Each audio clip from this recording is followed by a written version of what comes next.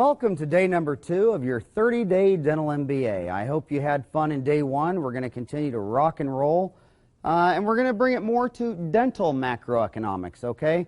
As you remember in day 1, we were talking about medical macroeconomics a lot, and we were saying that what was good about U.S.-style healthcare was 4 things: choice, control, convenience, and technology. And the only thing bad with U.S.-style healthcare was a single high-price market stratification instead of an appropriate cost, price, and quality per each market segment. The Taco Bell versus the sit-down Mexican restaurant. The GM, understanding through Alfred Sloan, the Chevy, the Pontiac, the Olds, the Buick, the Cadillac. So when you have a single high-price market stratification, instead of an appropriate cost, price, and quality per each market segment, you leave 43 million Americans that can't afford health care insurance, which is not bad out of 260 million unless you happen to be the 43 million. So we got to mix it up. We need dental clinics, we need dental offices. We need medical clinics, we need medical offices. But the problem in America is that when you go to the state board and you sit there and you use an HMO and they say, well, we give you $7 a month per head and the co-payment's only $200 for molar root canal. And you screw up that root canal, or there's a problem, and they get a lawyer, and they go to the board. They bring in the endodontist from the richest part of town getting $800 for a molar root canal. So the person who's going to make a Mercedes-Benz or a Cadillac is going to judge your Ford Escort, and until the government can figure out market segmentation, until your state boards can figure out market segmentation, I'm doing basically dentistry for the middle class. I'm not touching the HMO sector, even though in my family, my family was Catholic. My 2 older sisters are nuns. One of them's a cloistered Carmelite monk in Minneapolis, St. Paul. The other one's an Immaculate Heart of Mary nun in Wichita, Kansas. When I was growing up, the idol in the house was Mother Teresa, Calcutta. My parents always said not only would they never give us a dime, when they died, they give all their money to Mother Teresa, which now I'm glad that she died, and maybe I'll get some of it. But so the deal is that, you know, there is nothing, you wouldn't say that Mother Teresa, Calcutta is doing poor low-quality health care. You would say she's doing what she can with the poorest of the poor. She's doing what she can for that market stratification in Calcutta, which is really just the bowels of human frailty. If you ever walk around that place, it's unbelievable. So what's good about United States healthcare is that we're growing. We've gone from 4 to 14% of the economy, and people say that's bad. Why was it bad that in 1950 there were no cellular phones, and now in 1995 70 million people have a cell phone? Well, why is it bad that Canada only does 1 MRI per million people per year, and the United States does 11? We do 10 more MRIs per million per year than Canada. Or the United Kingdom does 1 per million. Same thing with the CAT scan. The United States does 27 CAT scans per million people per year. Canada only does 7 per million per year. United Kingdom 4 per million per year. I don't want to live in Canada. I don't want to live in the UK. How would you like to live in the UK, have an obstructive bowel, not knowing if you're going to drop dead of the 4th largest killer in America, colon cancer, and they tell you it's going to be 8 weeks to get a CAT scan, and you know you're in a country that will only do 4 CAT scans per million, and if you'd have been born in the United States, you'd be in a country that does 27 CAT scans per million per person. I don't want to get sick in a foreign country. So basically, to dental macroeconomics, if we focus on what's good about U.S.-style healthcare, choice, control, convenience, and technology, focus on those 4. Don't focus on insurance companies, government, newspapers. You are the dentist provider on the supply side of the equation. Your patients coming in, they're the consumer patient demand side of the equation. Supply equals demand, gets a clearing price. Let's focus on what the consumer's demanding. They want choice. They want to go to the doctor. If I have lung cancer and I want to go to an aromatherapist, that's my own free will, okay? If I go there and she says smell rose petals and whatever, that's my choice. If I want to sit there and I want to do a particular religion that doesn't believe in healthcare, that's their choice. Don't get in the way of free will, free markets, free trade. They want choosing their own doctor. They want control of their own destiny. They want control. Well, what does control mean? Control means they want to be able to make high-quality decisions. In economics, we know that things get out of whack when you're trading if there's what we call asymmetrical information. When people go to market and they trade corn for fish, governments leave them alone. They figure anybody can figure out corn or fish. But with healthcare, When you go to 8 years of college, you learn 5,200 words of Latin and Greek. They say that this consumer can't make an informed decision. That's why in healthcare, you're not innocent until you're proven guilty. They say you have so much asymmetrical information that you're acting as an agent on behalf of your own patient. So this poor consumer is trading with asymmetrical information, imperfect information. So you're acting as an agent on behalf of your own patient. And when you go to the state board, you are guilty till proven innocent. They automatically say guilty exam, guilty diagnosis, guilty treatment plan. So if they say your x-rays, exam, and treatment plan are guilty till you're proven innocent, you know that your consumer isn't getting enough control because you're not speaking English. Apes are very visual. I go to a party. Someone says, what's your name? I say, Howard. What do you do? I'm a dentist. And then we're talking about a root canal. They say, I want to come in and see you. 40 minutes later, they know I'm a dentist, but they can't remember my name. So what do? They know it's you because visually, that's how humans store information visually. And you hear this in the talk, go in one ear and out the other. Apes store memory visually. If we were dogs and we just met, what's the first thing we'd do? We'd smell each other's rear end. Why would we smell each other's butt? A dog smells another dog's butt, knows everywhere it's been in 30 days, knows everyone he's seen, everybody he's mated with. That's how they pick up information. And if you dissect out a 10-pound dog, their sniffer part of their brain is the size of a ping pong ball. You're a 150-pound ape, and your smeller is half the size of a pea. They say the average dog smells 100,000 times better than a human. Humans are visual. In one ear and out the other, a picture's worth 1,000 words. If they see it, they understand it, there's communication, they have control, they have consumer mastery. They want convenience. At a 764 million healthcare appointments made in 1997, top two things consumers were looking for if they were changing providers were availability, accessibility. I want a vasectomy. I called the doctor. This guy can't get me in for 2 weeks. This guy can't get me in for 3 weeks. There's no work next Thursday. I really want to get done next Thursday. I call 30 people, and finally a person get me in next Thursday. So they go there. And why did they pick this provider? Was it because he did the best vasectomy in the world, that he graduated from Harvard, that he does it with a laser? None of that stuff. It's convenience, accessibility, availability.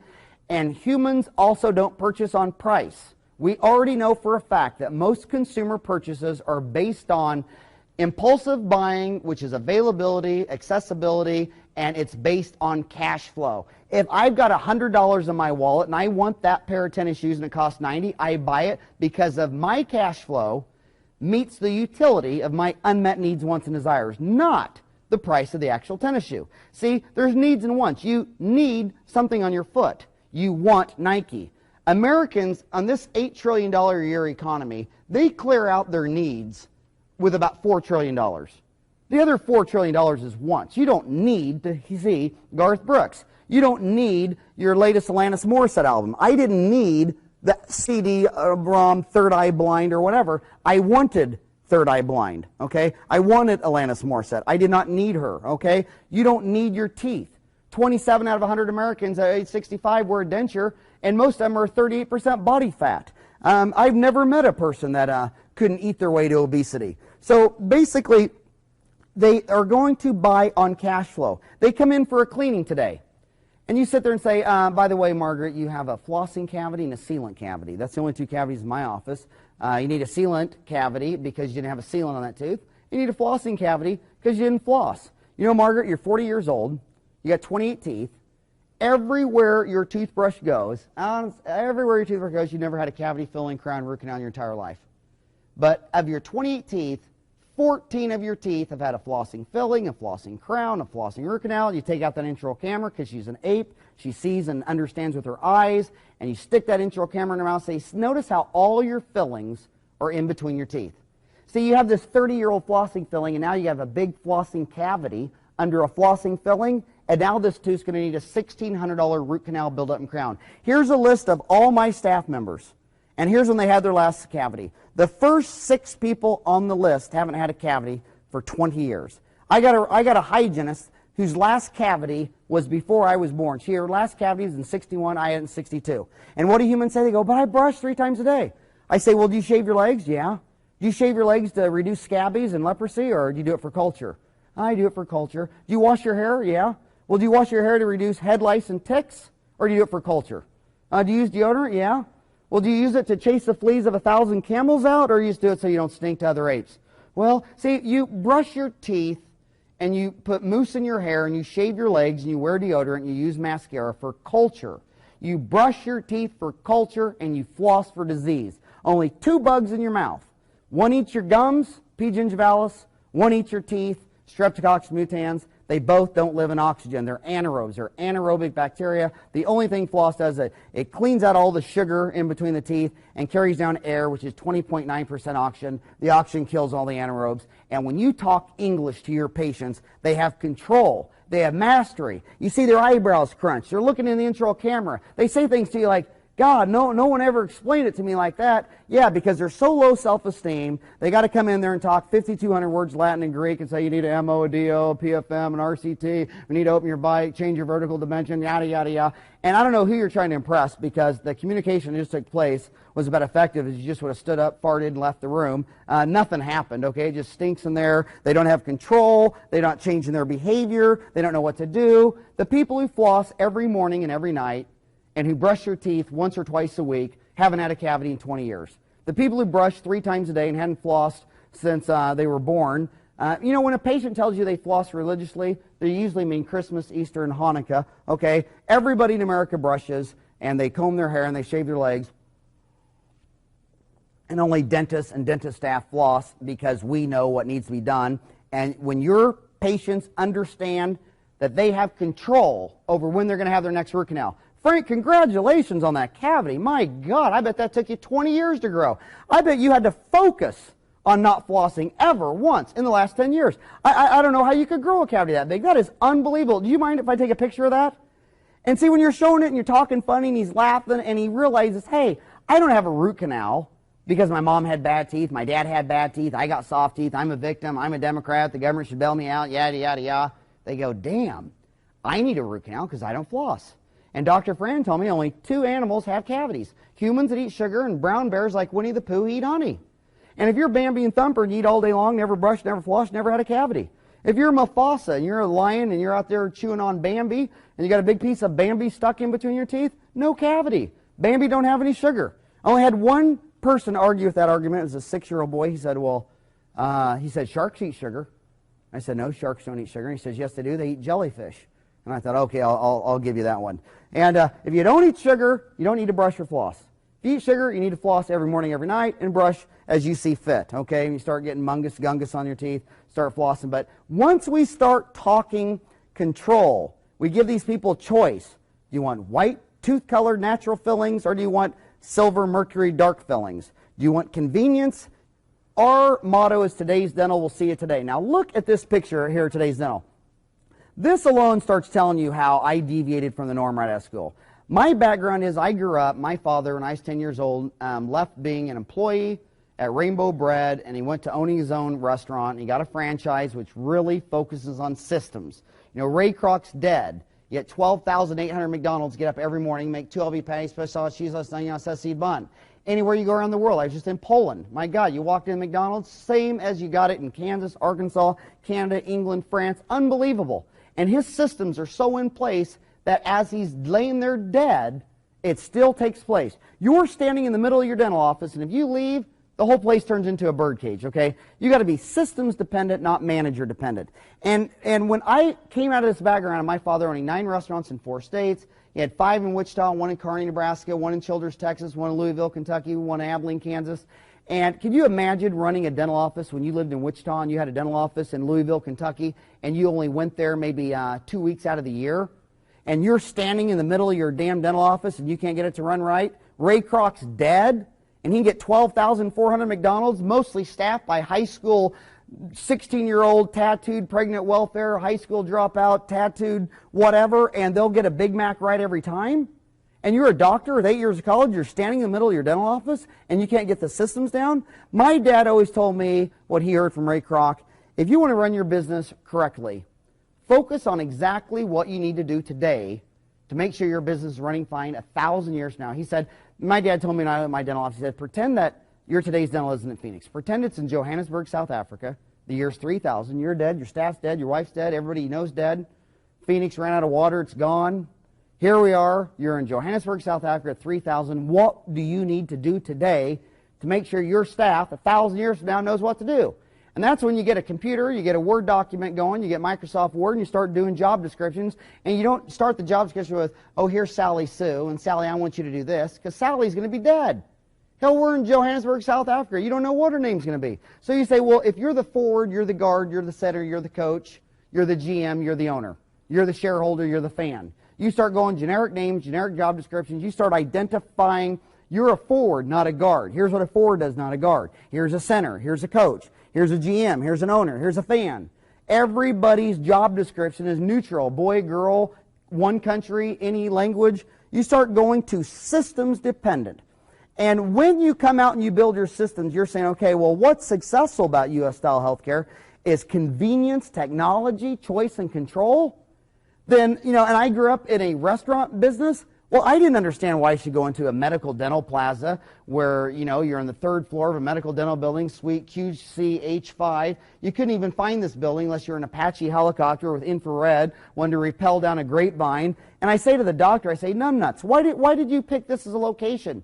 Well, I'm right next to a dermatologist and a gastroenterologist. Okay, so you found two other stupid people. But why did you go here? Well, I thought it was professional because it has a fountain. A fountain? Hell, you need a treasure map to find this place. I sit there and I know that 764 million appointments were made in healthcare. 89% of them are made by women. Now, I know in this country, whenever you talk about the difference between men and women, you're written off as a sexist and yada, yada, yada. But hey, if you haven't found out that there are some major differences between boys and girls by the age of about 14 on a dirt road in Kansas, you're an idiot, okay? There are major differences between men and women. Women buy 99% of all the love stories, like Daniel Steele. What's the equivalent to men? Men buy 99% of the pornography. I'm not saying what's right or wrong, I'm just saying what is. If there's no difference between boys and girls, then why is 94 out of every 100 prisoners in the United States a boy? Why only 6 out of 100 girls? And how come those 6 out of 100 girls in prison almost always were with a boy when they got caught doing something bad? Okay, my grandpa Howie had a farm, and every time a baby boy cow was born, or a bull, what would grandpa do? He would walk out there with a knife, and he'd castrate him, and then brand him rock and R right on his butt. And I remember 6 years old asking Grandpa Howie, Grandpa, why'd he do that? And I'll never forget, he took out his knife, he stabbed it in what he called the mountain oyster, and he held it up to my face, and he said, you see that? That's what rots the brain. If I leave this on, they'll drown in the pond, they'll tear down the fence, they'll get out on the road, all they do is cause trouble. He says, when I cut these off, I take their mind from ass to grass, and they behave themselves, and they'll just sit there and get fat. He goes, I only leave these on one boy, and he's in a pen. And Howie, let me tell you something. I ever catch you screwing up, I'm going to cut yours off too. And I'm like, whoa, Howie be good boy. And there's differences between boys and girls. Girls made 89% of the healthcare appointments. Why? Women have maternal instincts. We know this going back from Desmond Morris. In the Serengeti in Tanzania, Africa, he noticed that when all mammals cut themselves, they would lick it. You took that research to National Institute of Dental Research, National Institute of Dental Health. You looked in their saliva, you found IgA antibodies, IgC antibodies, antiviral, mucoglycoproteins, protease enzymes. You know there's good stuff in saliva and all animals lick their wounds, but the animal behaviorist saw it one step further like Desmond Morris. He noticed that if you're a baby and you cut yourself and you couldn't reach it, your mama would lick it and your dad never did. He further noticed if you were a carnivore like a cheetah, lion, or tiger and you ran out of food, Dad would eat the young. Mom never ate the young. And they filmed several times where a mama cheetah in the Serengeti would starve completely to death with her 2 baby cubs on each side. And even at the moment of starvation to death, it never dawned on Mom to eat the damn kids. First thought Dad had. Women have maternal instincts. That's why they made 89% of all appointments. And you'll learn this when you get married. I'll never forget when we got married and had our first baby, Eric. And I woke up one morning. I said to my flawless wife, I said, sweetie, did Eric sleep through the night? No! Only you slept through the night, you disgusting pig. Eric was up all night, had a 110-degree fever. My gosh, he vomited on the sheets, and all you did is slept there the whole night. And you're a pig. You're just laying there thinking, I guess quickie's out of the question. I think I'll just go to work. And so the deal is, women made 89% of all appointments for a reason. They have maternal instincts. Look at divorce in America. If you get a divorce, who takes the kids almost every time? You go before any judge in America, and I bet it's a 9 in 10 chance she's going to get the kids, okay? And women talk about, well, in society there's glass ceilings, and it limits their promotion, and the Fortune 500 today only has 11 of them being ran by women. The other 489 are being ran by men. They say that's a problem and issue. Well, listen to what the anthropologists say. They say, well, it depends on where you are. If you're inside the hut, mom rules. She leave the hut, dad rules. Why do all the men start all the governments? Because we were all kicked out of the house. We had nothing else to do, so we started society. But every culture of every time you walk in that hut, take my situation. Do I have a right to go into my house tonight and raise my 4 kids? If my wife called the police, put her restraining order on me, and went for the judge, I do not have a right to go in there and be their father. It is a privilege. They can take it away from you like that. So you got to understand, don't get caught up in the press and the culture and the mainstream media. Always stick with your fundamental sciences of psychology, anthropology, biology, evolution, animal behaviorism. There's 200 billionaires in the United States, and none of them made $1 billion learning trigonometry and geometry. They all made billions of dollars by keen insights to how humans behave at the ape level. I mean, Warren Buffett just bought all the Dairy Queens out, second richest man in the world. And what did he say? He said all these ice cream people are getting caught up in the media, and they're all serving all this fat-free black frozen yogurt and a sugar-free waffle cone. He said apes like fat. Dairy Queen's 14% fat. And as more and more people shove out this frozen yogurt, sugar-free, fat-free crap, they're all flocking to Dairy Queen where we still serve them fat. Look at McDonald's. They took off the McLean. Why? Why? Because they only sold 1 McLean for every 700 Big Macs. And the guy buying the McLean didn't get it. You could always hear him in the drive-thru saying, I'd like a McLean, large order of fries, and a malt. I mean, no one gets it. When they go to McDonald's, they want 38 grams of fat. They don't want a gosh darn skinless chicken breast boiled in vinegar.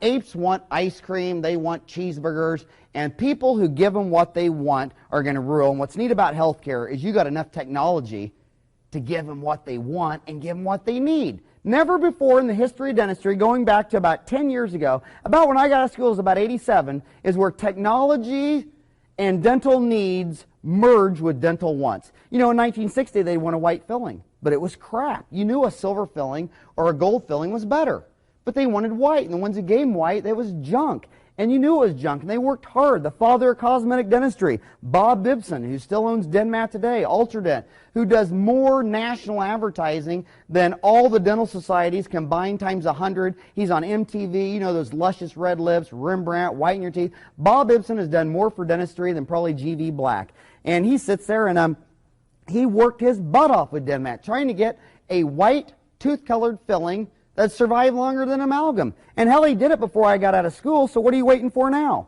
And when I go in, why did I pick this location? The #1 visited place by women is a grocery store. They go to a grocery store 2.7 times a week. 1 time to get what they need, 1.7 times to get what they forgot or ran out of. Usually it's milk or bread.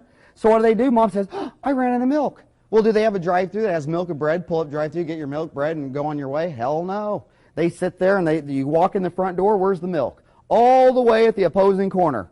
And then you sit there and get your milk, where's the bread? All the way across the other end. And then where's the checkout lane? All the way back.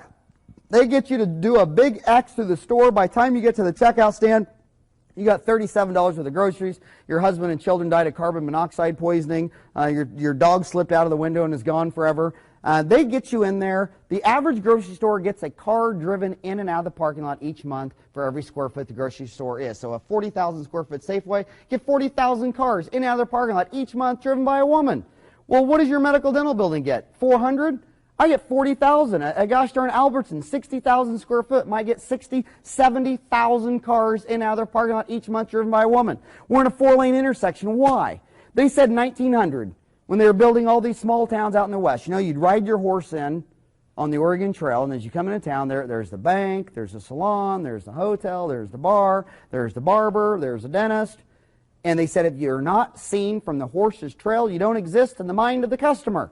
And today, if you're not seen from an automobile windshield, you do not exist. 96% of all the visual imagery that humans have of the village and city and town they live in was perceived while looking out the windshield of a car. That's how they perceive their environment. They're not walking on a trail. They're not on horseback. They're in an automobile. And they sit there and they're pulling into Safeway, and the top things that these are visited are grocery store number 1, fast food number 2, gas number 3, banks number 4. I got every one of them in this parking lot. And I sat there, I opened up my Today's Dental in a grocery store parking lot. There were something like 19 other dentists already in the village. My first 100 patients that came in, 50% of them said, it's about time Ahwatukee got a dentist. I'm like, what? They didn't see these huge medical dental buildings tucked behind elementary schools. They didn't see where all this stuff was. They sit there and they just pulled into Safeway and they saw my location, and they're ready to go. So there's a little aerial. You can see it's just a little 3,500 square foot box. My dental office is a freestanding building, and it's a box. And the reason it's a box is because when you have a box and all the roof is supported just by the perimeter, now you have a real estate investment. I could go in there, if I decide I didn't want to do a dental office, I could go in there and gut out the whole floor. It's all sheetrock. Everything's supported by the 4 walls. So it's a multi-use 3,500 square foot square. I could tomorrow gut that office, probably sign a $9,000 a month 10-year lease for a Mexican restaurant, a Chinese restaurant, a sports bar and grill. It's a multi-use commercial property. Commercial real estate is always your best investment in real estate. Dentists look at this, mainly middle-class dentists, and they always say the same thing. They go, God, 3,500 square foot, that's a lot of overhead. Here we go again. There's the middle class. Well, how big's your home, numbnuts? 3,500 square feet. Well, is your home an asset? Yeah, it's an asset. Well, that's why you put $200 a month into it. See, I build a 3,500 square foot office because that's an investment that gives me capital investment profit each month. And they sit there and they rent a 1,000 square foot business, and then they go live in a 3,500 square foot house. I put 10 Reveal intraoral cameras from Patterson in each one of my operatories, and I didn't say that they were Reveal intraoral cameras from Patterson because I have any economic incentive. I paid $96,000 in cash for those when I bought them back in '94. I do not take any kickbacks. I've been offered shares of companies, offered 5% of one company, offered $50,000 for full page ads. When I'm talking to you, you want straight up information. Where I come from in Kansas, your word's your word. You don't need lawyers. You need a handshake. And I don't ever think for a second I'm telling you something, and I got some economic condition in my pocket, but I put in 12,000 intraoral cameras in each operatory, and you'll say that's expensive, yet you'll go buy a $90,000 Mercedes-Benz. And I'll say my intraoral cameras sell dentistry all day long, and my Today's Dentals do about $200,000 a month, and my gosh, that puts a ton of money in my pocket every month. And what does your Mercedes do? It eats $1,000 a month just in insurance and car and gas and oil and maintenance. Same thing with your house. You get a 3,500 square foot house and you think that's an asset. I'd rather you live in a teepee and ride to work on a Buffalo and put all your money in your investment, okay? So remember, only middle class people think that you dump too much money, too much investment capital in your business. A lot of dentists believe in dental macroeconomics that there's a lot of competition. If you think there's competition in dentistry, you ought to shoot yourself today.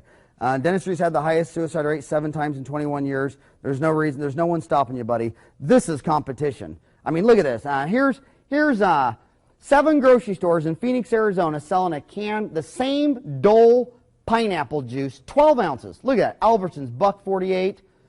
Fry's, $1.69. Abco, $1.69. Smitty's, $1.69. Bash is $1.69. Safeway, $1.69. And the other Smith's, $1.48. What does that tell you? It tells you that Smith's and Albertsons are giving it away, and the other people marked it up from $1.48 to $1.69. You want to see competition? Why don't you go open up a restaurant? Why don't you go open up a dry cleaner? Anybody can open up a restaurant. Anybody can open up a dry cleaner. You can't be a doctor, dentist, or a lawyer unless you get a license from the state. They only give it to you if you get accepted into a school. You know, most medical schools are running about 11 applications for every one accepted. So that means 10 people out of 11 who wanted to open up a business to compete with you cannot. And look at doctors. I mean, they control who gets into the schools. When you get out, they control the state boards. They control the licensures. I mean, doctors have controlled their economic destiny because doctors are the judge, the jury, and the executioner, okay? There is no competition in healthcare. It's a very polluted environment. If they want to bring down the cost in healthcare, they need to deregulate it because it's overregulated, and the physicians and dentists control every corner of the triangle. And I personally, when I have my dentist hat on, I think, well, hell, that's cool. I make a ton of money. But when I take off my dentist owner hat and put on my USA citizen patriotic consumer hat, I think, man, this is a monopoly that needs to be busted. Okay, and I wouldn't even know how to do it. It'll be so hard to unravel. In fact, 1984, Paul Starr won the Pulitzer Prize for writing a book called The Rise of the Medical Industry, The Rise and Fall of the Sovereign Medical Industry, something like that. Paul Starr, 1984, and he explains in intricate detail how the turn of the century, how the doctors got together, mainly in the art of collusion, and by controlling state boards, medical schools, and licenses, they basically ensured themselves that those occupations would rise to the highest income earning potential, and it's never turned back in 100 years. So don't tell me about competition. And look how big our market's growing. The percentage of people without teeth, the percentage of edentulous people among those 65 to 74 years old decreased from 45% 1971-74 period to 28.6% in the 1990 and the 1988 period, and I believe in 1998 it's about 27%. And when dental insurance came out in 1958 with a $1,000 maximum, which is kind of funny because now it's 1998 and it's still a $1,000 maximum. 40 years have gone by. If that $1,000 would have been adjusted for inflation, it would have been 5,000 real and constant dollars in 1993. Or if you take $1,000 in 1993, it'd only be $187 in 1958 purchasing power. But you sit there and look at that same time period. From 1958 to 1963, the first 5 years of dental insurance, the average dentist did a denture per day. Now the average dentist did a denture a month. Well, what does that mean? Every time you pulled 32 teeth out of Margaret and sent her home with a plastic denture, she wasn't coming in your office every 6 months for cleanings, fillings, root canals, crowns. You basically just took a customer, fed them a hamburger fry and a Coke, and then shot them. I mean, they're just out of your market.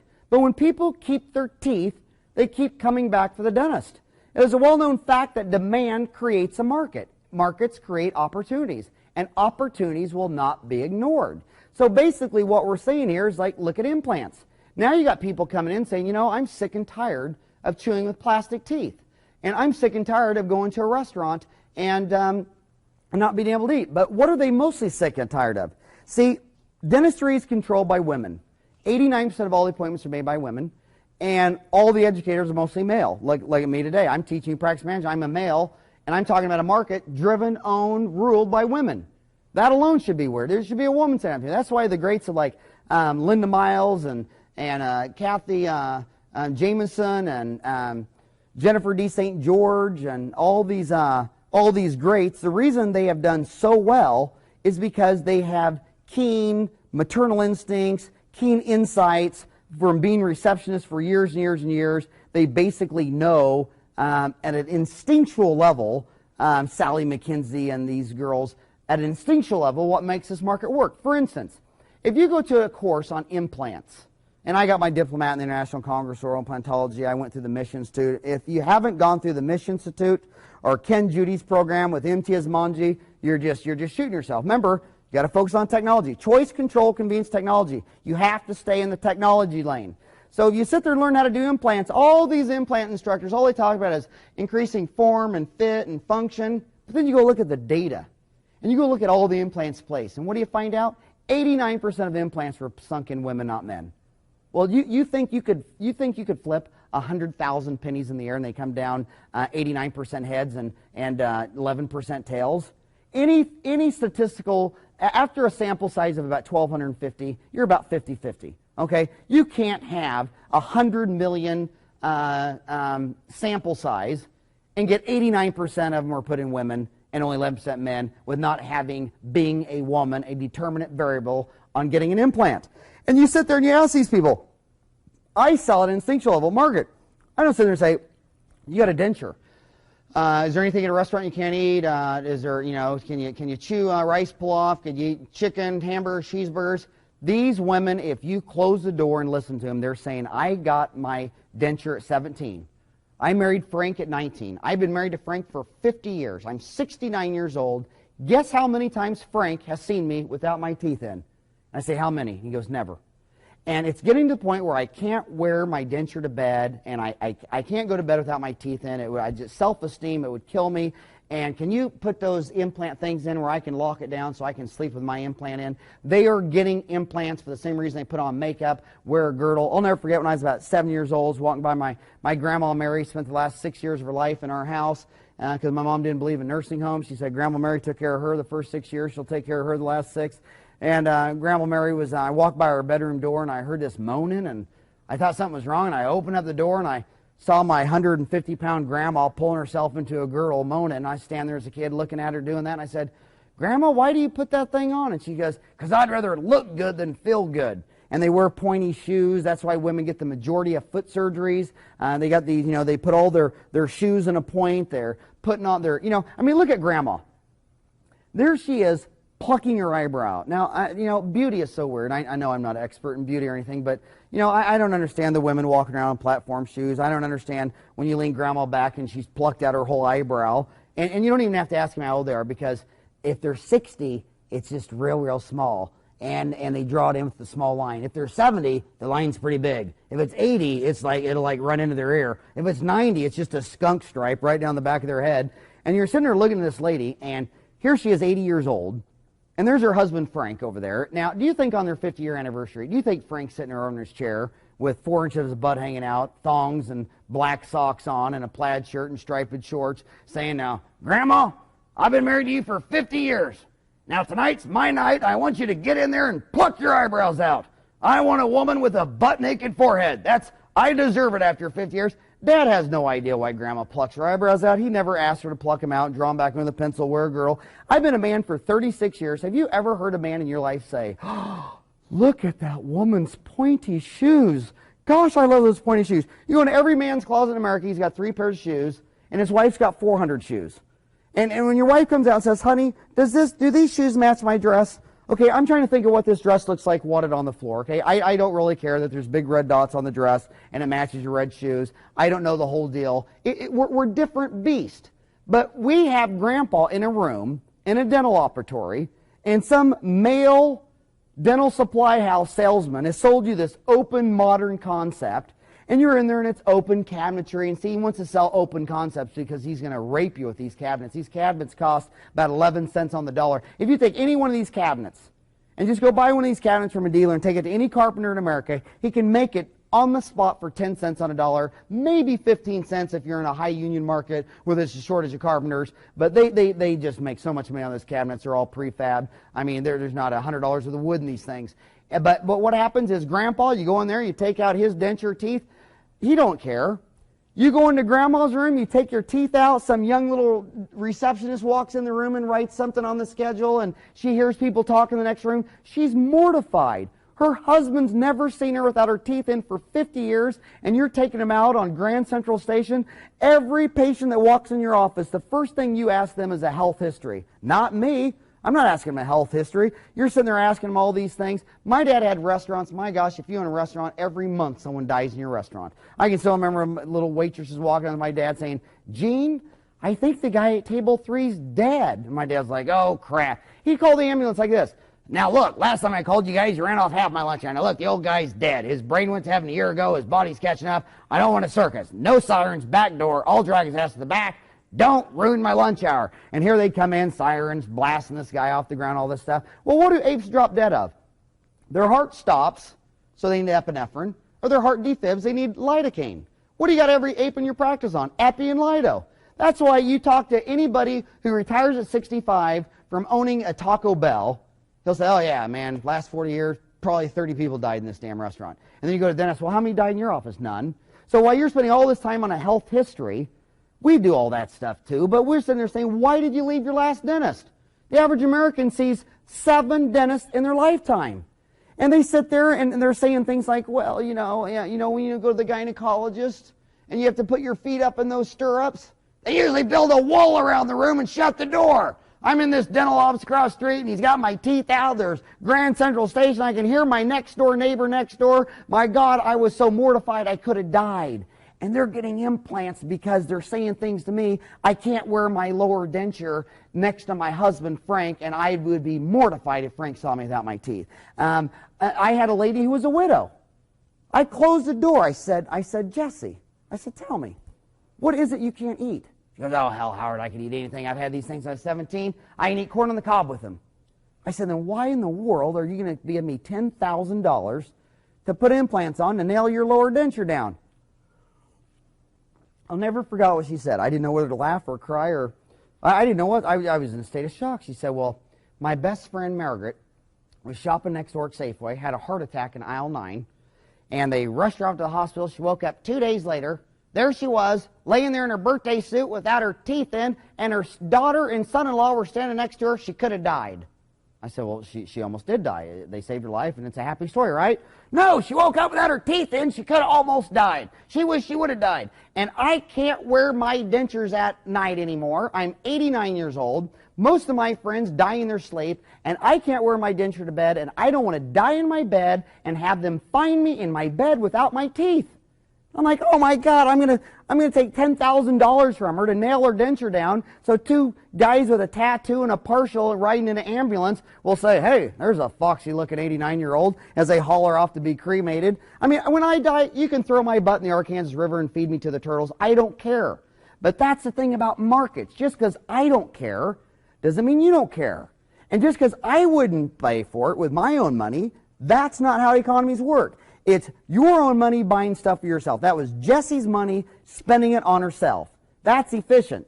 Jessie spending money on someone else is not as efficient. Jessie spending other people's money for herself is now very wasteful. And when she starts spending other people's money for other people, now it's just a gosh darn zoo, and that's what the government's all about. Spending other people's money for other people, that's why they're retarded. So what we got to do is we got to realize that when you get a piece of technology, that creates a market. Markets create opportunities. Opportunities won't be ignored. If you're not into implants, orthodontics, and aesthetic tooth-colored dentistry, bleaching and bonding, like Ultradent with Dan Fisher's bleaching products, or Bob Ibsen's Rembrandt, or Dan Fisher's Opalescence, or Dorfman's Discus Dental Night Whites. If you're not into ortho, implants, and cosmetic dentistry, you're missing the entire wants market. If all you're doing is alleviating people for pain, and all you're doing is, pulling teeth or doing root canals, you're in the needs market. So dentistry is needs and wants, and we know people don't always want what they need. That's why, 27 out of 100 adults smoke cigarettes. They don't need cigarettes. They just want them. That's all right. They're all going to die anyway. I wonder what these non-smokers are going to do when they start going to funerals 100 years from now and say, well, how did he die? He never smoked. Well, you can smoke and you can not smoke, and you're all going to be dead in the end anyway. But the deal is, if you want to smoke, that's your right. And in dentistry, people will buy not on price, they'll buy on cash flow. If they want ortho, straighter teeth, tooth-colored fillings, bleaching, cleanings. They don't want cleanings for lack of gum disease 40 years later. They want cleanings for sexier breath, whiter teeth. They got a job interview. Men are coming in wanting their teeth clean because Friday night they got a date with Big Bertha, one of the Butt sisters, and he wants to have some snazzy breath, or he's got a job interview, or he's going to go home and see mom. And oral health is the ultimate objective in product dental care. The primary goal of dentistry is to provide good oral health as efficiently as possible, and it's either going to be for wants based on cash flow, not price, implants, bleaching, cosmetic dentistry, ortho, regular cleanings, or it's going to be needs, root canals, where you get into 300 RPM NiTis and thermophil obturators and start doing them faster and more efficient, and consumers like it. This market of ours is tremendously growing. From 1988 to 1994, the average number of disease-missing and filled surfaces among U.S. children aged 5 to 17 was 2.5. This is a decrease of 64.8% from the average of 7.1 from the 71 to 74 period. So we've seen from 71 to 94, it's gone down from 7.1 to 2.5. So see, that's needs. When children come in with rotten teeth, they need to get it filled. That market is contracting, even though your healthcare industry is exploding. Total real dental expenditures went from $25 billion in 1970 to $47 billion in 1996. That represents a cumulative increase of 84% over a 27-year period, or you could say it's growing at 2.3% annually. That's a healthy sector. 1996, private health insurance accounted for almost half of total dental expenditures, 48.7%, up from about 5% in 1970.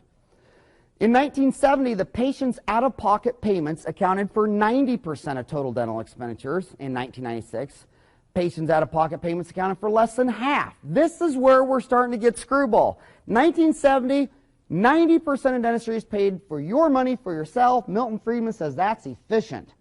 1996, it's down to half. Now we're spending other people's money for myself. That's number 3 on the efficiency totem pole. That's why dentistry is starting to get a little cockeyed and screwy. And you got to take your eye off the insurance ball. Remember, when Regina Hertzlinger, PhD economist from Harvard University, studied which parts of the U.S.-style healthcare do people like the most, she found it perfectly negatively correlated to how much they pay out of pocket. She found that hospitals had the lowest service rating, and sure enough, 97.5% of the hospital bills paid by other people for yourself. Physicians were second, where 85% of the bills picked up by someone else. Dentists was at the 50-yard line, where 46.5% was paid by insurance. Eye care was only 41% paid by someone else, so 60% was paid by you. This is almost the highest satisfaction surveyed, but number 1 was pharmacy, where pharmacy, only 36% of the bills picked up by prescription cards, which means 64% of the bills paid for your out-of-pocket, and that's where customers say most convenience, most choice, most control, most technology. There's a Walgreens. Gosh darn, there's a Walgreens. Where can you go and not find a Walgreens? Hell, they're all hooked up via satellites. They got satellites up there 150 miles above your head, beaming back and forth transmissions and all this stuff like that. And you're on vacation, you're at Yosemite, California, or you're at Yellowstone, and you go to a Walgreens, you say, my God, I lost my high blood pressure medication, and they okay a refill, they pull it up, and customers like it. Have you ever gone to a hospital? My God, you go into a waiting room, it looks like some genetic mutation farm. You have to wait 3 hours just to have a nurse come out and tell you it's going to be another hour. You go into the hospital, thing stinks. I mean, a Holiday Inn or a Ramada for $49, got a TV, stereo, carpet, looks nice, a bitchin' room. Go into a hospital for $183,000 a year for a bed, linoleum floor, stinks like hell. Your nurse has a wart hanging out of her nose with 3 black hairs. Healthcare is inversely correlated. The more they pay out of pocket, the more they have customer service. So start focusing on the fact that with 260 million Americans, 130 of them have no dental insurance, okay? In 1963, 42% of people had gone to the dentist in the last year. In 1989, it was 57. So it's gone, the year I was born, 62, so 63 is 42 out of 100. 1989 is 57 out of 100. In that same time period, dental visits per person increased from 1.6 to 2.1. Our industry is rock and rolling. If you're in dentistry and you're not kicking butt, if you're not pulling home at least $100,000 a year, you're not even trying. And anybody that even tries can pull home $200 a year.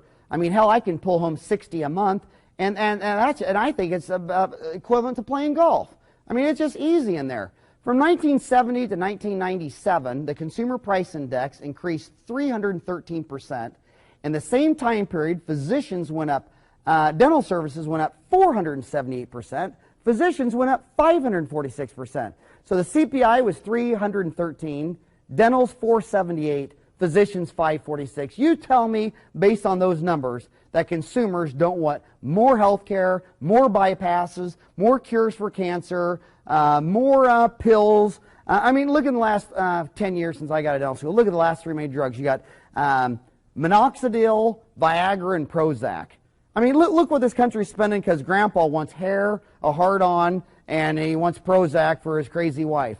I mean, come on, they're spending billions of dollars for stuff to grow peach fuzz on your head. And I felt sorry for when Viagra came out because, you know, the minute it came out, Grandma said, "Oh, damn, I thought that thing died 5 years ago, and there it is standing again." And but it's okay. And what does Grandpa pay? $10 a pill. And what the insurance company says? They said that's too much money. I mean, I think Grandma should have slapped her. I mean, if Grandma's not worth $10, I mean, she should pull out a shotgun and shoot every gosh darn insurance person that says she's not worth a $10 blue pill. Between 1970 and 1996, real gross domestic product doubled, representing an annual growth rate of 2.7, and that's what dentistry did. Well, what are the 2 major pitfalls of insurance? Very simple. Adverse selection versus moral hazard. Adverse selection simply means, and this is for any insurance, The people who most want to purchase insurance are those who are most likely to need it. Remember, what makes trade go dysfunctional? I trade 2 chickens for your pig. Everybody understands that transaction, okay? But when you start trading with asymmetrical information where I know a lot more than you start getting adverse trade. Well, I know a hell of a lot more than the insurance agent how I drive my car. I know a hell of a lot more what condition my teeth are. When you buy dental insurance, does it come with an exam? How does your insurance broker know if you sit there and floss your teeth or you have 7 teeth broken off? So people who most want to purchase any form of insurance are those who asymmetrically know deep down inside they need it the most. And what's a moral hazard? A person who is insured has a less economic incentive to act prudently with someone else's money than an uninsured person spending their own money more efficiently. Okay, so that's why insurance messes things up. That's why hospitals are in the state of economic chaos that they're in. And if government wants to start slowly turning this around, I got one word for any government people watching this. The only way you're ever going to control healthcare expenditures is you start making sure there is a co-payment for anything. You don't sit there and do free exams, free cleanings, free x-rays, free emergency rooms, free MRIs, free CAT scans. If grandma, think about the biggest problem in healthcare today. You get all these senior citizen widowed women whose husbands died 5-6 years ago, because the average woman lives to be 77 and the average man lives to be 73. So the average woman's going to live 4.5 years longer than the average man. That's why if you go into any nursing home, there's 100 women and one man named Lucky, and he only lives for a couple weeks after they put him in there. And so he said here's this widowed woman, and she's lonely, and here's this good-looking 29-year-old physician, tall, dark, and handsome, and if she has a sniffle or has arthritis, she goes down there, and he holds her hand, and he has sympathy, and he says her hair looks nice, and how you doing? And there's no co-payment. Hell, she might get up every morning and say, I'm going to go see that young, handsome physician again. I'll tell him my butt hurts, and he'll give me a feel-good pill, and he'll give me something to do. I'll get out of the house, and I'll swing by Taco Bell on the way home. And if you sit there and say, well, Grandma, I know you think you have a cold and you have a sniffle, but if you walk in that physician's office, you're going to plop down a $20 bill out of your own purse. She'll say, well, it's probably just a virus. There's probably nothing for it. It'll probably go away in 7 to 10 days. I think I'll have me some chicken soup, and I'll probably just take a nap. See, that's the deal. Other people's money spending for other people is a waste. Grandma knows if she really needs to see a doctor, it's got to be higher co-payments for everything. Everything comes down to economics can be summed up into 3 words. People make decisions based on the incentives of how they see the score. People make decisions based on incentives of how they see the score. Grandma knows the score. She just got a cold, be gone in 10 days. She has no incentive not to go in there. Someone else is going to pay for it. Why not go there? Hell, it's fun. And why not? And maybe she'll get her blood pressure checked. And so she makes a decision to go in there. You change one leg of that 3-legged stool, those incentives, say, Grandma, hello, Grandma. You walk in there, $20. She quits walking in there so much. And the bleeding heart left-wing liberals, otherwise known as Democrats, socialists, deluded communists, they sit there and say everything should be free. The minute everything's free with other people's money for other people, it's just waste, waste, waste, waste, okay? And we're always going to have that as long as people, you look at your paycheck right now. You always know if someone's a Democrat versus Republican because a Republican will say, I grossed 1,000, they took out 500, my net's 500.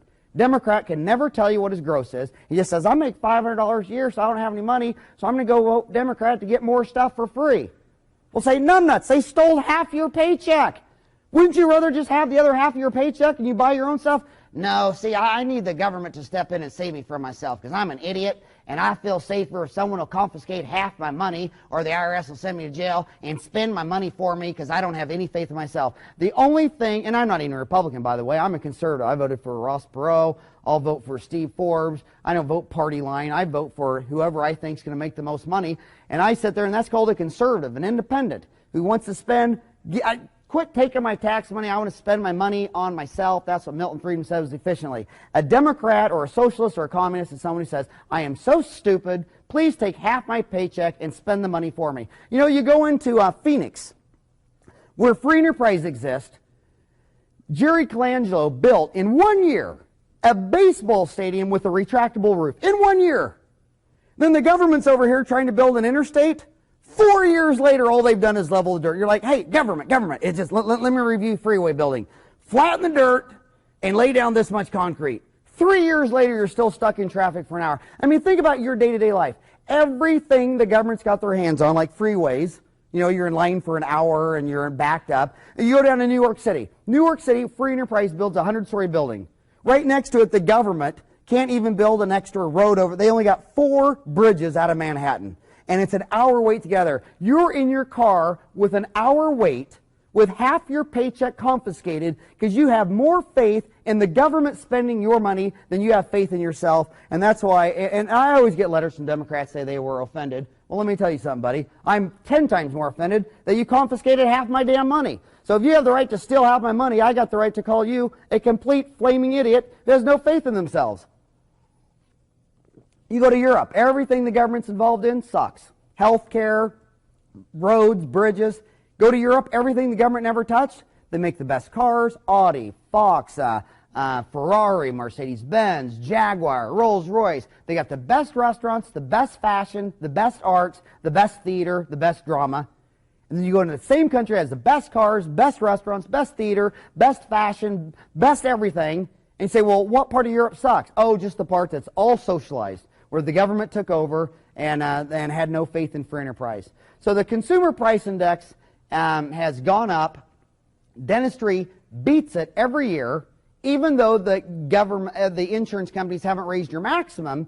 All the maximum not going up has done is basically said in 1958 $1,000 to basically give the average person a full mouth rehab.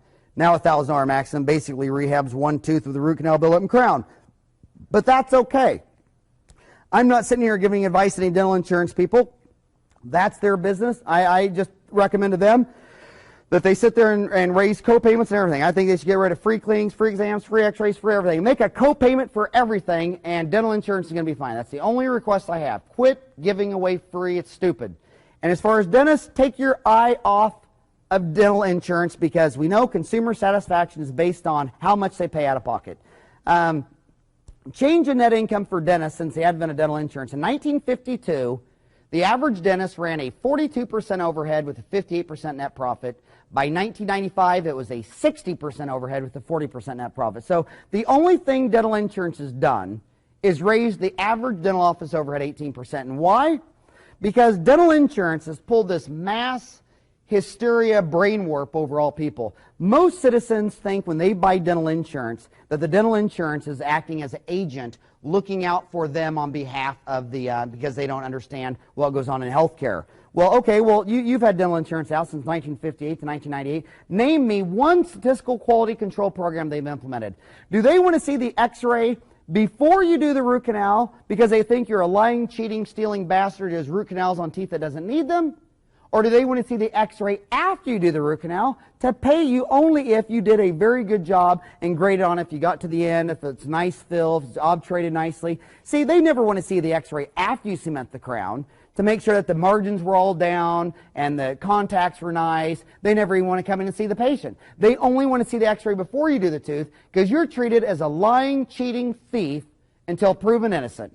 The insurance companies have had 40 years to implement one W. Edwards Deming Statistical Quality Control, Massachusetts Institute of Technology MBA program named Alfred Sloan. They have all the stuff there to lay out quality control, and the only thing they want to see is your fees and the x-rays to prove there's really a patient named John who needs a root canal. You're treated as a liar, and you fall for this black, and by the fact of controlling your fee increases by saying things like you can only change your fees twice a year, even though inflation goes up every month or day or quarter, and just jerking your chain a little bit, they've slowly got you in the long-run aggregate open economy to let your overhead creep up from 42% to 60%.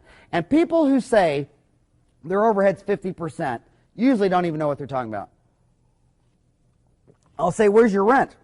Oh, I paid my dental office off. Well, if your dental office costs $200,000, you have cost of capital. When Sears built a $1 billion 114-story Sears tower, if they would have put $1 billion in the bank, they'd have made $100 million a year interest. Sears has to charge themselves $100 million a year rent on $1 billion of capital tied up in a building. You can't pay off your building and say that you don't have any rent. You can't pay off all your equipment and say that you have no equipment expense. If you do the accounting right, as if you were a publicly traded company filing for the Security and Exchange Commission, et cetera, et cetera, et cetera, The ADA is absolutely correct. I love the ADA surveys. I mean, call them up at 1-800-621-8099. Ask them for all their surveys of dental practice. These guys have very good data, very good statistics, and you should really understand this stuff. Now, HMOs are only market segmentation. Okay, remember, an HMO, you know, we got 130 million people without any dental insurance. You got 20 million with HMOs. You got 38 million with PPOs. You got 96 million with indemnity insurance. Look at that stuff as Chevy, Pontiac, Buick, Cadillac. Don't look at it as good, bad, evil. In fact, all these dentists tell me they're quality dentists. Well, what is a quality dentist? You say, well, it's because it looks real nice and smells good. That's not a real yardstick. Quality means simply in statistics that no matter what market segment you go into, you have a very low variance, which means every time I eat a Big Mac, it tastes the same. Every time I turn on my Pentium, it boots up. Every time I go to Taco Bell, satisfaction equals perception minus expectation. And when I go in there and expect a Big Mac, and they give me something with horseradish on it, I'm upset. Apes want everything to be the same. Your wife isn't a good cook till she cooks exactly like your mom. If you came home from work and your wife moved your chair from the left side of the room to the other side of the room, you'd be all stressed out and walk in circles saying, well, my chair doesn't belong over there. My chair goes right here. This is where my chair is.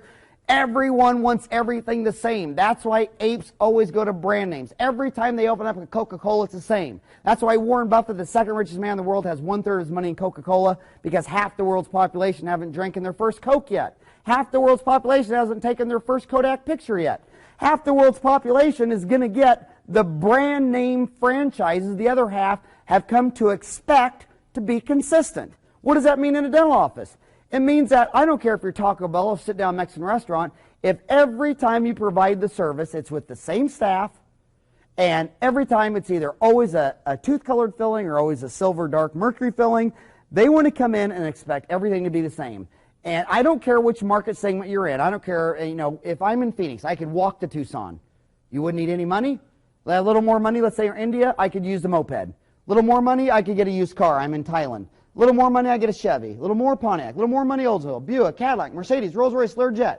But if you look at market segmentation, as the price goes up, the number of people that can buy it goes down. So it's a perfect little negative slope. As the money comes down, more people get it. HMOs, sure, they're at the bottom of the barrel, but don't ever say it's low-quality dentistry.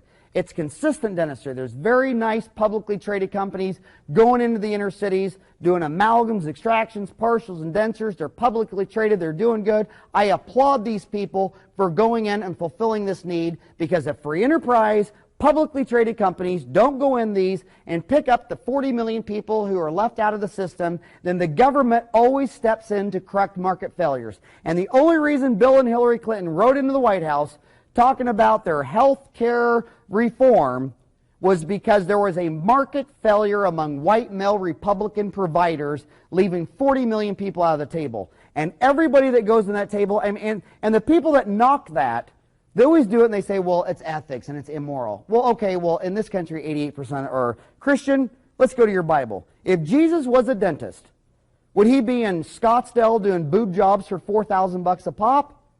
Or would he be working on the modern-day leper, the man kicked out of town? Today that would be a homosexual male dying of AIDS. If Jesus was a dentist, he'd be in a Shanghai clinic doing volunteer dentistry on homosexual males dying of AIDS. And you sit there, you go to church on Sunday, you go to the country club, and then you load a rifle and you shoot anybody who's gay, you shoot anybody who's doing dentistry on the poor.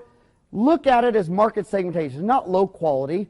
It's a different market segment. And if you don't want to do that type of dentistry, then you should really think you're lucky stars someone else wants to do it in free enterprise. Because if free enterprise doesn't go down in there and do these HMOs or Denti-Cal in California or Medicaid or Medicare, if free enterprise doesn't go in and do it with the blessing of the ADA and organized dentistry and whatever, then it'll be a market failure. The government will step in and they'll have to do what they have to always do, and that is clean up your messes, because the people who have experienced free enterprise market failures, they usually show up and vote in groves. And when you're doing a root canal, the average endodontists do 5% of root canals. And I want to tell you that in America, there's 19,279 cities. 8 of those cities have a population greater than 1 million. 16,901 of those cities have more than 10,000 people. But here's what I want you to focus on. 45% of Americans living in 8,675 cities do not have one of the 8 specialties recognized by the ADA. And when you're doing a root canal, and 5% of them are done by endodontists, endodontists charge about $200 more for a root canal, and that's why the average specialist earns $192,000 a year, and the average general dentist earns $122,000 a year. The average general dentist sees 3 times more patients for $70,000 a year less income. The average specialist sees 1/3 the patients for $70,000 more a year. Why? Because they know that the price of a root canal is based on your needs and wants and your cash flow, not on price. And if you ever want to get in their correct market segment, you have to price accordingly. You can't make a Ford Taurus for $20,000 on a $10,000 budget for a Ford Escort. So pick a segment. You're either an HMO, a PPO, indemnity insurance. You're either a Chevy, a Pontiac, a Chrysler, a Cadillac. You can't simultaneously be in both segments. And if you're going to be a dental office and you're going to do a root canal, you ought to charge accordingly. And what I recommend every dentist does is draws a 5-mile radius around their office, call up every one of their specialists. Endodontist, if my root canal fails, you're going to grade it. What do you charge for 1 canal, 2 canal, 3 canal, 4 canal? That's the prices. If I was you, that's your price. Call up the oral surgeon. What do you charge for a wisdom tooth extraction, soft tissue, partial bony? You know, if you pull a wisdom tooth and a little 6-inch white noodle nerve comes out on the end of it, you're going to whip out $50,000 because the oral surgeon is going to say, when I pull a wisdom tooth, that doesn't happen. And when you do, and it does happen, you broke the standard of care. Well, for the oral surgeon to do that, he needs this equipment, and he or she needs all this technology and all this continuing ed. And if you're going to play in their game, price accordingly. I recommend everybody find out what their specialist in their 5-mile radius, or if you're in a small town, what your 1-hour drive is. Find out what these specialists, find out what courses they take, what equipment they use, what prices they use, and then get in your right market segment and do it correct. And if you do that, you'll find out you need about 1/3 the patients and make $70,000 a year more income. So it's market segmentation. Where I see the biggest market failures are when dentists are, the orthodontist charging $4,000 for ortho. So the general dentist says, well, I'll do it for $3,000. And the $1,000 they gave up was just a profit, just the investment capital to go back to CE, to learn how to do it right, to do it the best way, the orthodontist. And they don't know if they're making a Chevy or a Pontiac or an Olds or a Buick. Pick a segment and do technology, continue education, and price accordingly. And when people say they don't have insurance, give them a handout with the relative cost of dental insurance. It's only $12 a month for the cheapest HMO CMC dental insurance, capitated managed care, and it's $20 a month for the state-of-the-art indemnity. So if we're only talking about $12 to $20 a month, these people sit there and they say, you mean the best dental insurance is only $20 a month? Hell, that's what it costs me and my wife to go eat Mexican food 2 nights a week. You mean my employer, when he said we can't afford dental insurance, you mean to tell me it was only $20 a month? That little scumbag, I'm going in there and I'm asking for a $50 a month raise. So if you talk in yardsticks that aren't real, like expensive insurance, you don't have it, people don't have control over their consumer mastery. But when you talk quantitative numbers, it's real yardsticks. And then when people find out that, well, they don't have insurance, but forget the word insurance, they don't have $12 a month for an HMO or $20 a month for indemnity, now they say, well, I've either got it myself for my own teeth, or I'm going to try to talk my employer into doing it. But just start looking at dental macroeconomics as real so that you can make higher quality decisions. Thank you very much for day 2, and play this thing over if you need to, and then come back and let's do day 3. Thank you very much.